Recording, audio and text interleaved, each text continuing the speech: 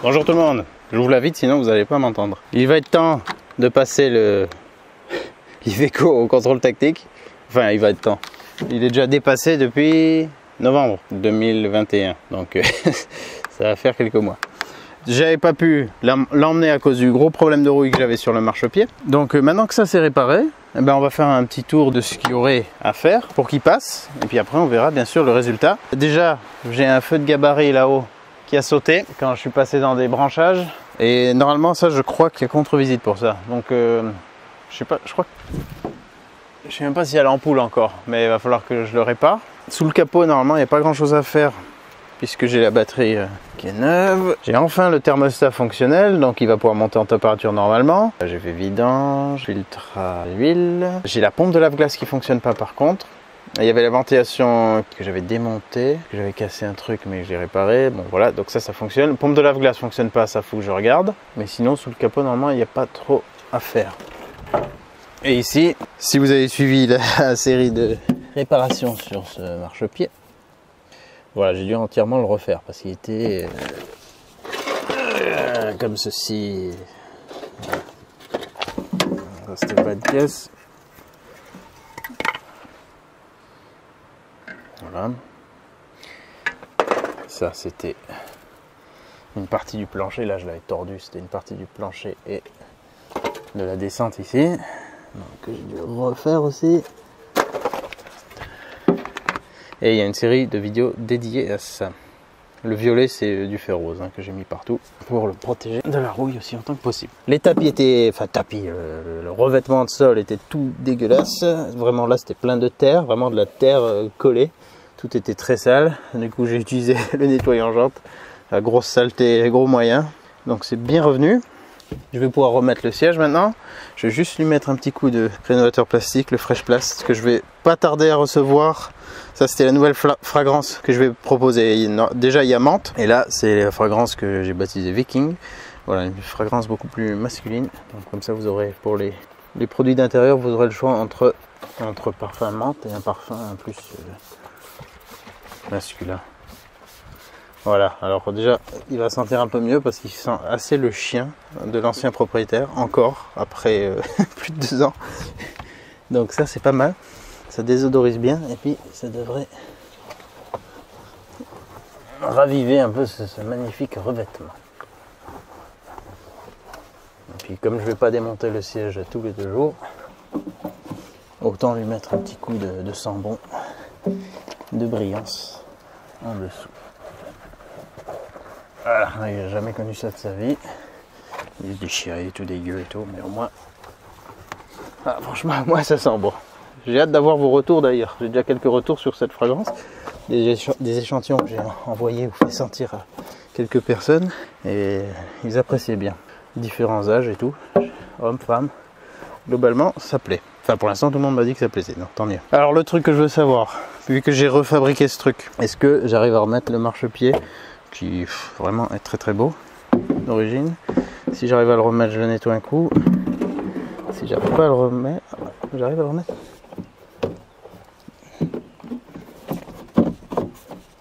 Ouais.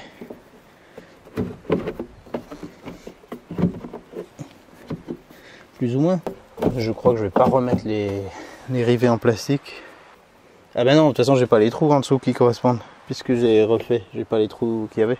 Donc tant pis pour le moment. Bon, je vais le remettre juste histoire que ça fasse pas les 2 trucs qui pendouillent. Et puis comme ça au CT, si elle veut enlever le truc et regarder, elle pourra. Voilà. Bah, lui il faudrait que je le change quand même. Ça doit se trouver des neufs de ça. Bon, maintenant je remets le siège. Puis après, le premier truc que je vais faire quand même, c'est le démarrer pour voir si après ces mois d'immobilisation, il tourne au moins. Ah putain, ça sent vachement bon. Excellent. Voilà, ce magnifique siège est remonté. C'était une vraie plaie à remettre. Remarquez la housse mi-t-shirt, mi-housse. Trop classe. C'est l'œuvre du précédent que j'ai rien changé. Ah franchement j'en ai chié pour ces vis en fait à aligner celle du fond là-bas, bien dans les trous. C'est voilà, j'en ai chié, c'était vraiment casse-couille. J'ai dû mettre un tournevis dans ce trou là et forcer pour pouvoir mettre l'autre vis. Et après celle-ci, même, c'était pas ultra simple. J'ai presque eu peur de péter les vis après tellement j'ai l'impression qu'elle rentrait pas tout à fait droite. Bon ici, là celle de la fixation que j'ai refaite, enfin que j'ai transféré de l'ancienne pièce morte que j'ai réinstallée ici. C'était un petit peu difficile parce que j'avais mis du ferrose dedans, mais voilà. J'ai rebranché la batterie. Il n'y a plus qu'à faire un petit test de démarrage. Je sens... ouais, non, je pense pas qu'il va partir sans le décapeur thermique. On va tester quand même. Là, il devrait fumer comme il se doit, comme le veut sa réputation. Hashtag alors ça fume. J'ai légèrement décalé la boîte à outils pour pas qu'elle se fasse massacrer directement avec l'échappement. Je vous gâche pas la vue.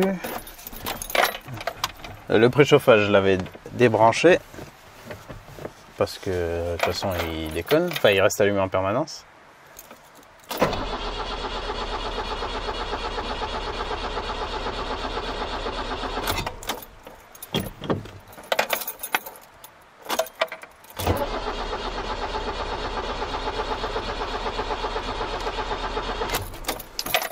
On va lui mettre un petit peu de décapeur thermique.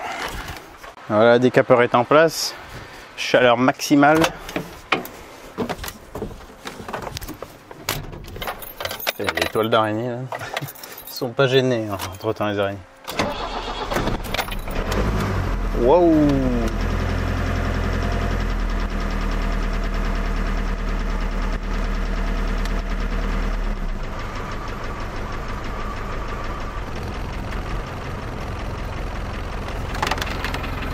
Bon, ça va quand même.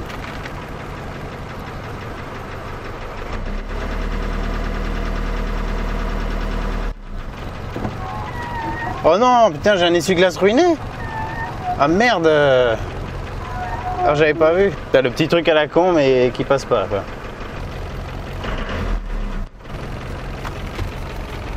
Eh ben, ça fait des mois qu'il a pas tourné, ça me fait plaisir de l'entendre. Enfin, ne me méprenez pas, j'aime pas le bruit des diesels. Hein. Ça, je suis pas fan de ça, mais je suis content qu'il tourne.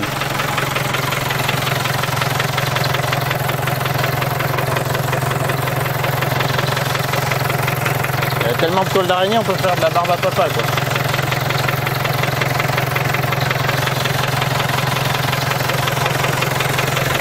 Bon, pareil, normalement, si j'enlève le décapeur, il va fumer plus.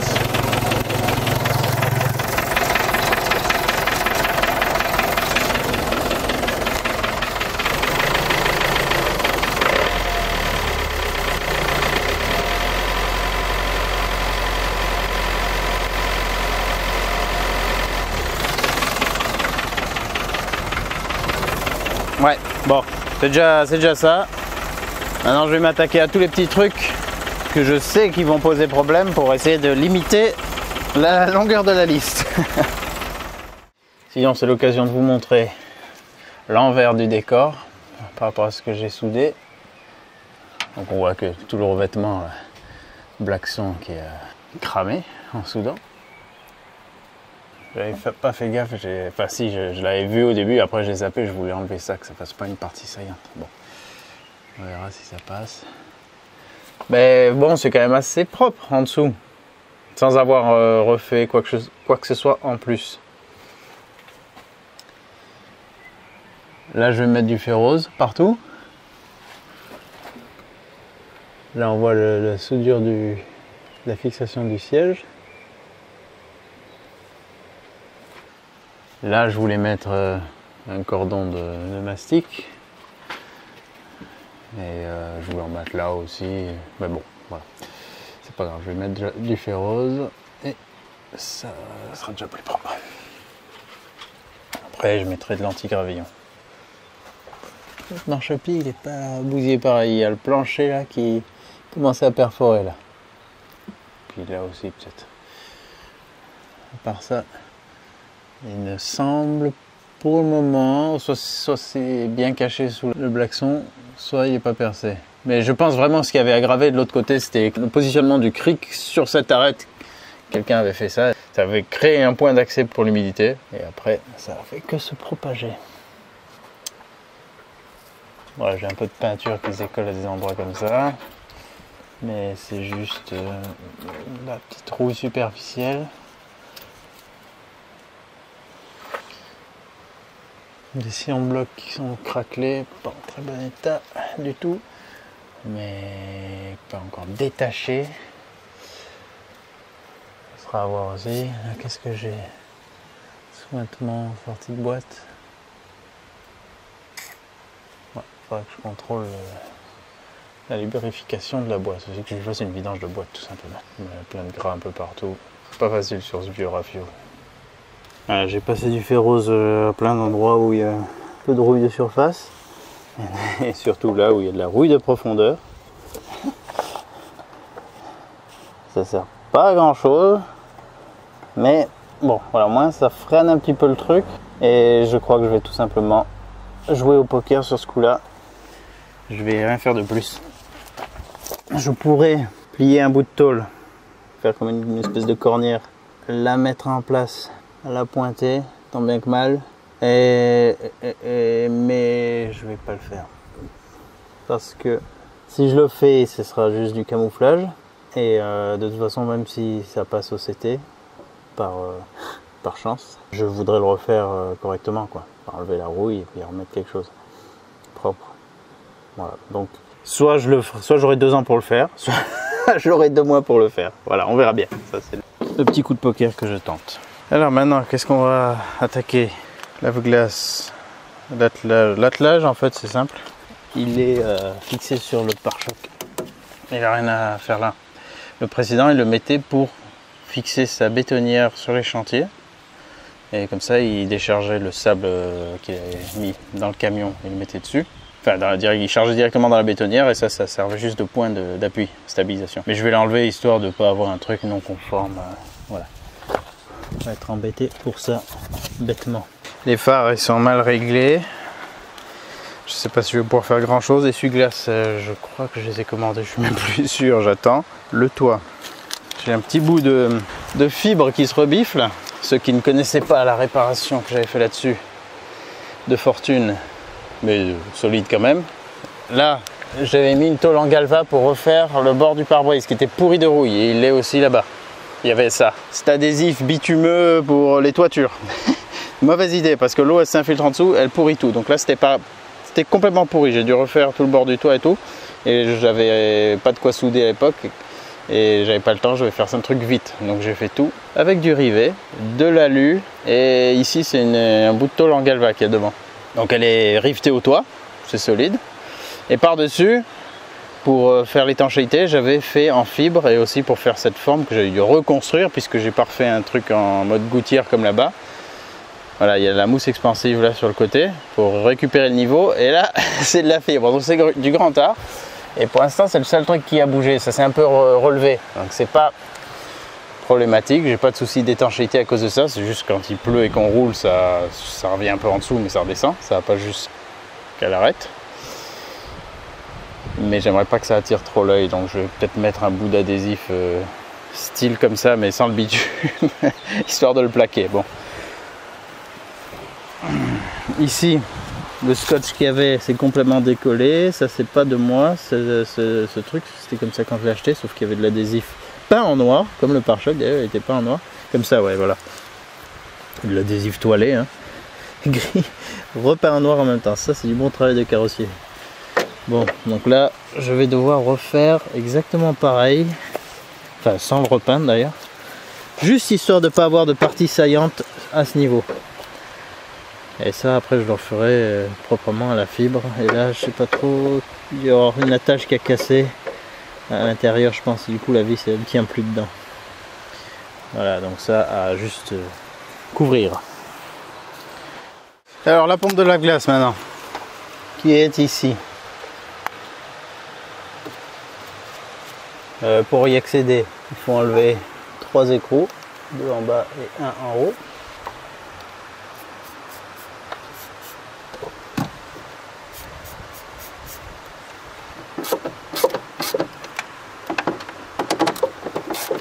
Bon, au moins pas de galère pour ce desserrage. Toujours ça de prix. Tout ce qui n'est pas galère, je prends. Bon, je dévisse ça, je le décale et on regarde ce qu'il en est. Voilà, bah ça s'enlève très facilement. Je le mets sur le côté. J'ai actionné un coup, ça fonctionne pas. La cosse n'a pas l'air oxydée, pas très propre, mais c'est pas non plus oxydé. On va la tester en direct, voir si elle fonctionne déjà ou si le problème il est en amont. Voyons voir. Il y a du jus, mais ça tourne pas. Alors est-ce qu'elle est juste grippée? Des fois en la faisant tourner, mais c'est pas très pratique, mais en la faisant tourner un petit peu de force, on arrive à la relancer. C'est pas bouché en tout cas.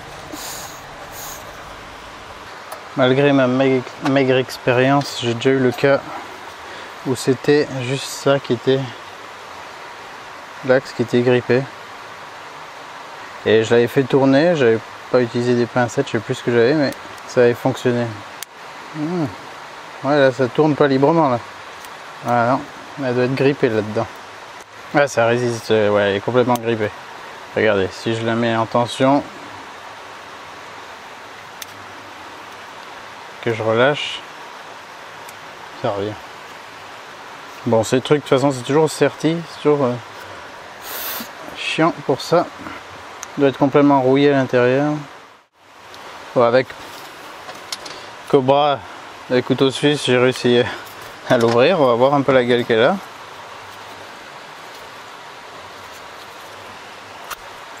Ben voilà, exactement la gueule que j'avais sur celle de la BM quand je l'ai ouverte pour la réparer. Et la réparation c'était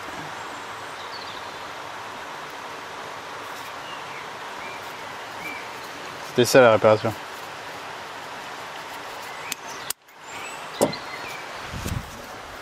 Je vais lui mettre un peu de dégrippant.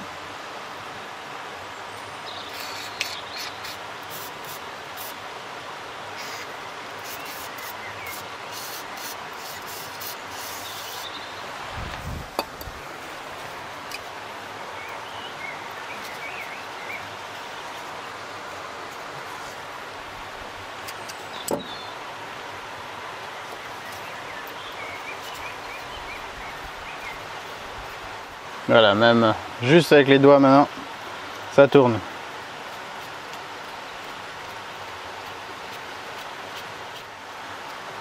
Voilà. J'enlève l'excès de rouille. De toute façon, ça va se regripper, hein. Mais je vais remettre du dégrippant là-dedans et le refermer comme ça.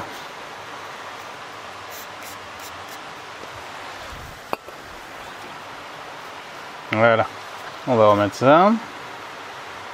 On voit là-dedans que c'est tout rouillé.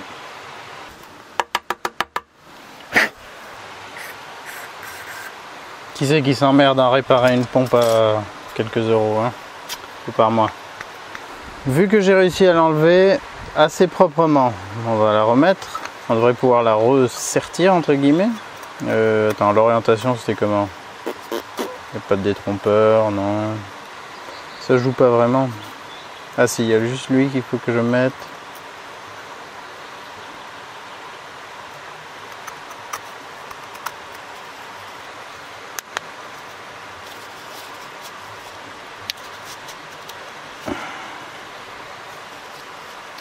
C'est vraiment le truc qui n'aime pas être démonté, enfin qui est pas fait pour être démonté.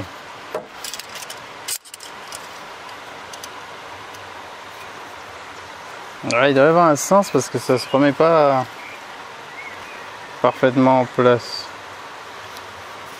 Ah oh, je l'ai peut-être un peu trop déformé tout à l'heure aussi.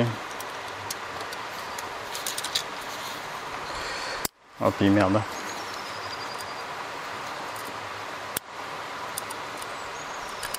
Allez, voyons voir si ça refonctionne.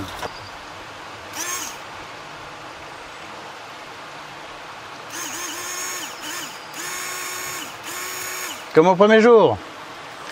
Ça, c'est fait. Donc, je te remets en place. Je te rebranche déjà, tac. Voilà. Voilà.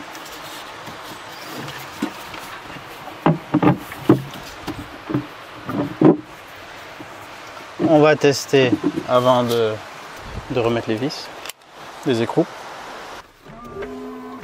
Voilà, lui, bon, il va dans l'espace. Yeah! Réparation à 0 €. Enfin, quelques pchites de balistol et c'est tout. Oh, ça va, t'es pas encore morte.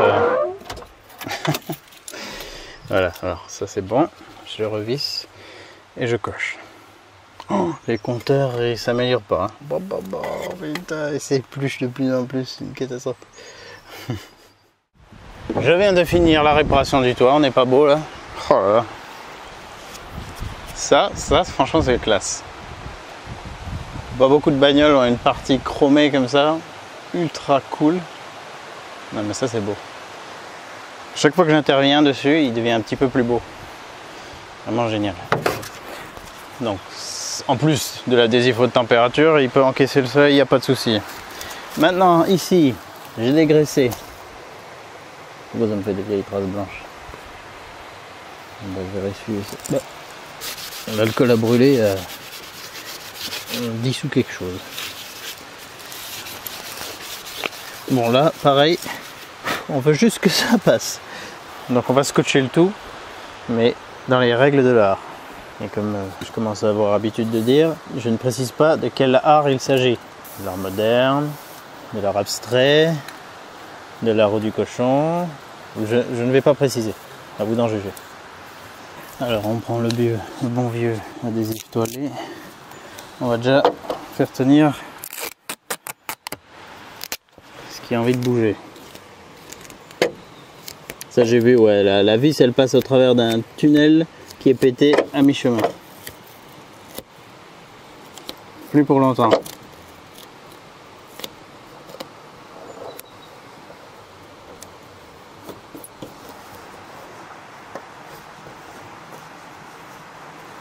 Et hop. Déjà on gagne en aérodynamie. Toi, un petit bout à la con, tu peux aller là.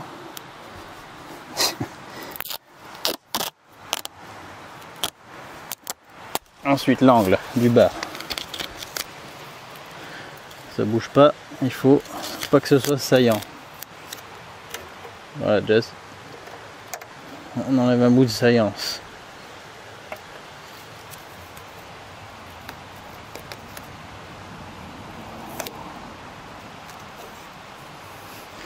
Putain, je vais me reconvertir en tant que carrossier.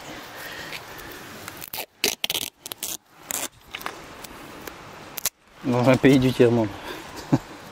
Non, je dis ça, il se débrouille bien dans les pays du tiers-monde.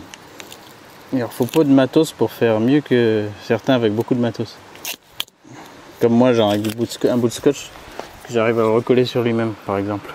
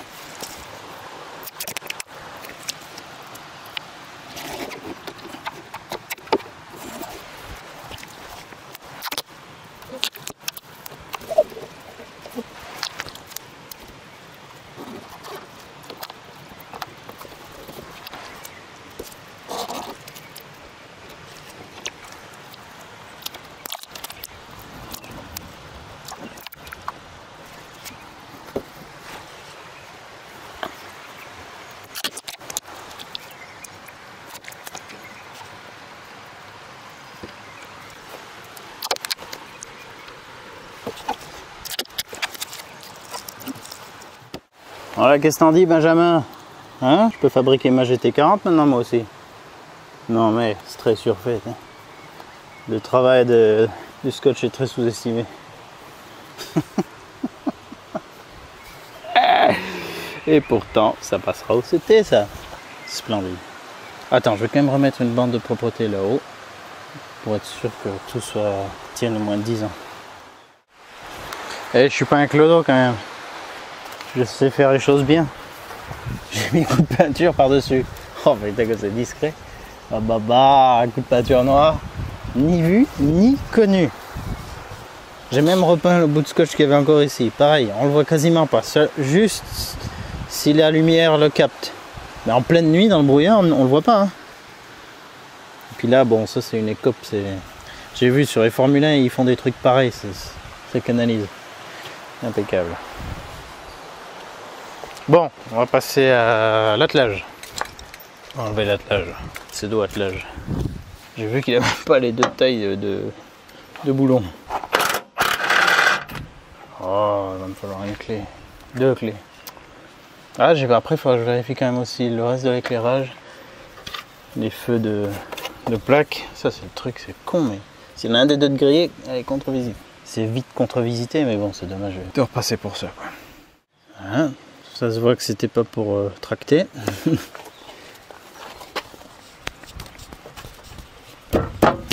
Voilà. Bon, ça pourra me servir. Et ça allège le camion, donc je vais moins consommer. Putain, j'avais même pas vu qu'il y avait écrit Daily ici. Ah, c'est tout décollé les lettres aussi. Le truc chromé. Donc c'est bien Daily. J'avais des doutes. Faudrait que je mette un coup de ferrose là-dedans. Alors là, le feu de gabarit qui est en haut, il manquait l'ampoule. Je sais pas où elle est partie.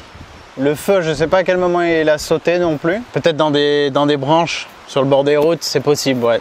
Ouais, j'ai fait pas mal de routes où il y avait des branchages bas, des trucs comme ça. Donc, je sais pas, à un moment donné, ça a dû se faire arracher et l'ampoule a dû sauter. J'en avais une en rab et j'avais un feu de gabarit en rab, heureusement. Non, je déconne, c'est une boîte de Ferrero là. Ferrero Rocher. Ça fera l'affaire. On va la matifier un coup. Parce que transparent, c'est pas. Non, ça fait pas assez bien un diffuseur. Et puis on va utiliser ça. Hein. Puisqu'on est dans les techniques de Clodo, autant y aller à fond. Voilà, magnifique. Un peu mat, mais pas trop. Allez, on va mettre ça en place.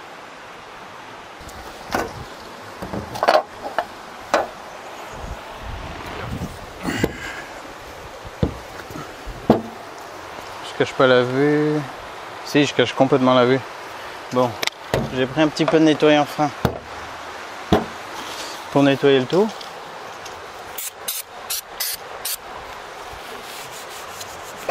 Ça ira donc comme ceci.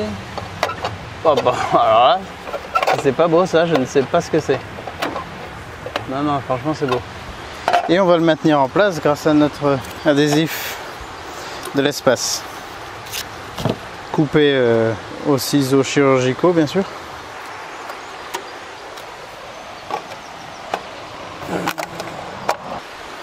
Voilà pour un côté. Voilà. Ça va pas résister longtemps aux UV cette histoire. Même si je lui ai mis un petit coup de massire Khazard dessus. Mais je pense pas que c'est un plastique qui kiffe trop être en extérieur comme ça. Franchement, je mets au défi quiconque de me dire que c'est pas d'origine. Enfin, que ça a l'air pas d'origine. Ça ne se voit absolument pas. Je vais remettre juste un petit bout ici pour vraiment faire bien propre. Parce que quand même, faut pas déconner. Voilà. Ça devrait aller. À moins que ça fasse encore plus dégueulasse. Bon, non, c'est pas possible.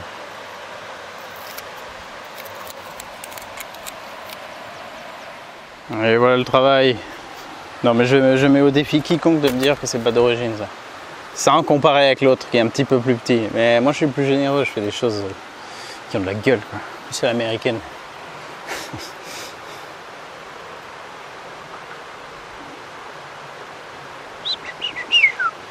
Alors maintenant, il faut juste que ça tienne le temps du CT. Et après on s'en tape. Après on remettra quelque chose de joli. Ouais, avec le soleil. Bah si, on voit. Mais dis donc, ça c'est un feu de gabarit de caisse qui s'affirme. Il dit regardez, je suis là, vous pouvez pas me rater. Alors que l'autre, faiblard, putain on le voit à peine, on voit même pas de lumière. Pourtant il est allumé. Non. C'est ça qu'on veut. Donc le côté, c'est bien parce que le côté passager, c'est celui qui a tout le rafistolage. Vraiment du rafistolage. De clodo. À tous les niveaux, du haut de la caisse, le toit, le scotch, qui n'est pas de mon œuvre, mais enfin si, à part tout en haut là. Donc j'ai continué dans la lignée. Et ce côté qui est beaucoup plus professionnel avec un look futuriste, un toit en inox et un marchepied soudé comme n'importe quel pro l'aurait fait, mais en un petit peu mieux. Ça dégouline de ferrose partout, c'est ça la vie. Le ferrose c'est la vie. J'ai failli oublier, mais il y a aussi la plaque de tar qui est plus tout à fait au point. Ouais, là c'est plus trop lisible. Là c'était un 5, mais là un 9. Voilà, à part ça, c'est chaud. J'avais heureusement, avant que ça se dégrade encore plus, pu récupérer certaines infos. Et avec d'autres mesures, quand j'étais allé une fois à la casse d'ailleurs, pour virer plein de trucs, que j'avais le véhicule bien à vide, j'avais son poids, parce que celui-là je le voyais pas. Donc j'ai rapporté ça sur un nouvel adhésif. Donc c'est peut-être pas ce qu'il y avait pile poil d'origine, mais c'est le poids que j'avais, le poids vide que j'avais à la casse. Donc j'ai mis ça. Les autres dimensions, je sais plus trop exactement ce que j'ai dû remesurer. Ça et ça c'est sur la carte grise. Et les dimensions, je les ai reprises je crois. Voilà, donc je vais essayer d'enlever l'autre au décapeur thermique. Il y aura bien sec et bien collé. On va voir si j'arrive, puis après je mets celui-là. Bon, j'ai mis les veilleuses, les warnings. On va faire un peu le tour de ce qui déconne. Les ampoules H7 ou H4 avant, elles fonctionnent. Je crois que c'est des H4. C'est bon. Alors, ce clignot, c'est bon. Ce feu de gabarit, c'est bon. Celui-ci, on dirait pas, on voit pas bien, mais il est ok. Là, on est bon. La veilleuse là-dedans, c'est bon. Pareil, on dirait pas trop. Celle-ci, non. Ah, mais il n'y en a pas. Mais attends, il n'y a pas d'ampoule là-dedans. Il en manque une, je n'avais pas remis. Ou y a-t-il un voleur d'ampoule de veilleuse dans le coin? Ah non, j'en ai pas mis. Ah, j'avais peut-être pas celle qui s'en fichait là-dedans. Là. Bon, ça c'est à remplacer. Là c'est bon. Là c'est bon. Et là c'est bon et beau. Là c'est pas bon. Je crois que c'est un quart de tour. Tiens, le cadrage que je dois faire. Hein.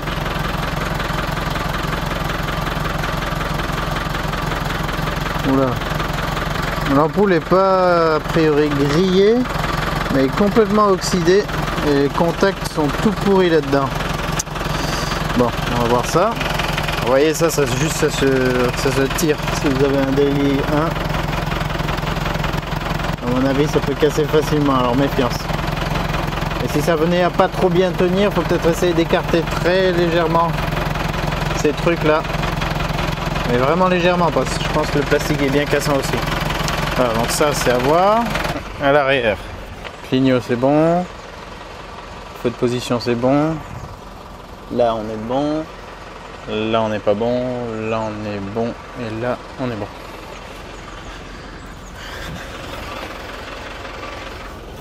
Là, c'est bon.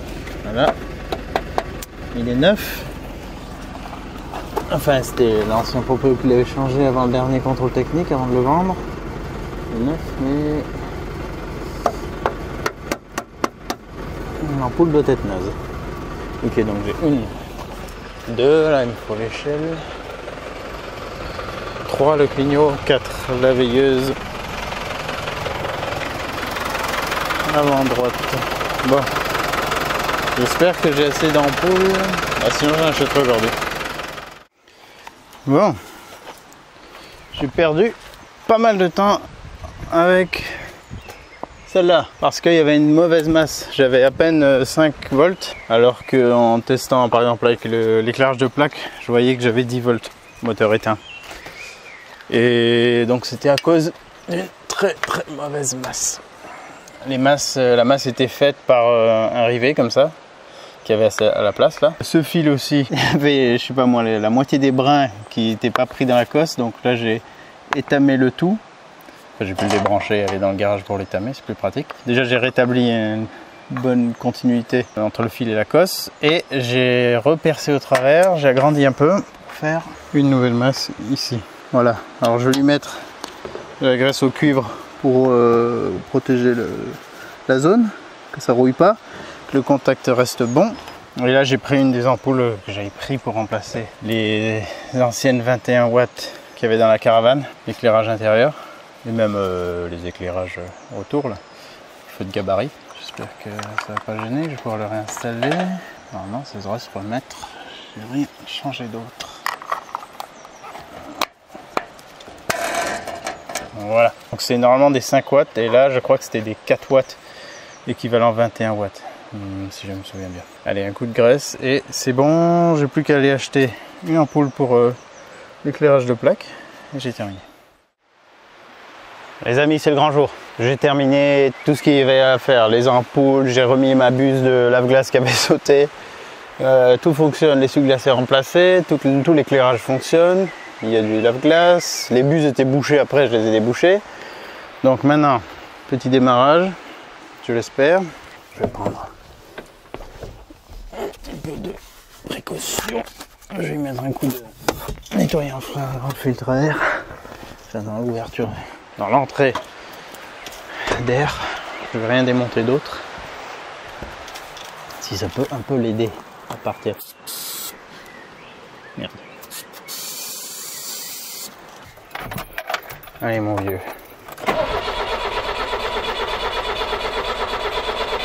Aspire-moi tout ce bon éther là.